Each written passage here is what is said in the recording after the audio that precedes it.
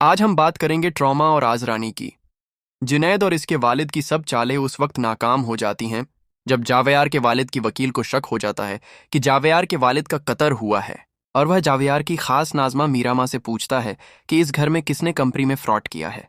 ये सुनकर जावेयार की खास नाज़मा कहती है, मैं कुछ समझी नहीं। ये सुनकर वकील कहता है, कल रात मुझे सफ़र हमदानी ने कॉल की और कहा कि वो फ्रॉड के एफआईआर कटवाना चाहते हैं। जब मैंने पूछा कि किसके खिलाफ, तो सफ़र हमदानी ने कहा इनके घर में से कोई एक है, और इसके कुछ देर बाद सफ़र हमदानी की मौत हो गई। और तुम मुझे ये बताओ कि इस घर में मौजूदा कैमरों की रिकॉर्डिंग कैसे गायब हो गई। मगर मुझे ये मालूम है कि इस घर में जुनैद अकमल के अलावा कोई ऐसा नहीं जिसने कंपनी में फ्रॉड किया होगा, मगर मेरे पास कोई सबूत नहीं है। अगर तुम जावियार को इंसाफ दिलवाना चाहती हो तो मुझे सब कुछ बता दो। दूसरी तरफ जावियार हमदानी और जावियार की खास नाज़मा मीरा माँ मिलकर जुनैद की सब चालें नाकाम बना देती हैं।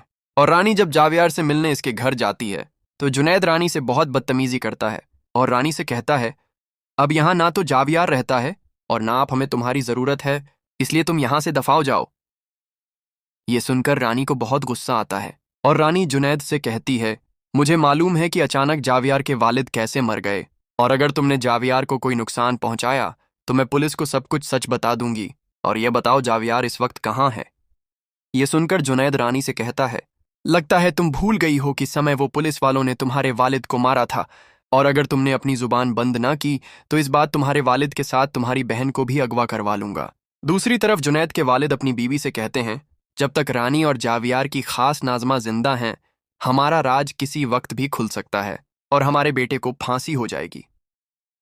ये सुनकर जुनैद की वालदा कहती हैं, जुनैद हमारा इकलौता बेटा है, और अगर रानी को कत्ल भी करना पड़े तो कर दो, और मीरा माँ कभी भी किसी को कुछ नहीं बताएगी। दूसरी तरफ जावियार की बीवी सोनिया बहुत चालाकी से काम लेती है और जुनैद से कहती है, अगर मैंने पुलिस को यह बता दिया कि तुम सब ने मिलकर जावियार के वालिद को कत्ल किया है तो तुम सब जेल में होगे, इसलिए आप सबके लिए बेटर है कि जैसा मैं कहूं वैसा ही करो।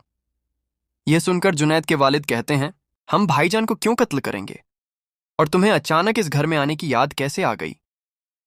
ये सुनकर सोनिया कहती है, मैं भी लालची हूं, मगर आप लोगों की तरह नहीं हूं जो दौलत की खातिर अपने ही भाई को कत्ल कर दिया। और आप लोग ये मत भूलें कि आज भी जावियार की बीवी हूं, और इसलिए आज से मैं इस घर में ही रहूंगी और जावियार की देखभाल भी मैं ही करूंगी।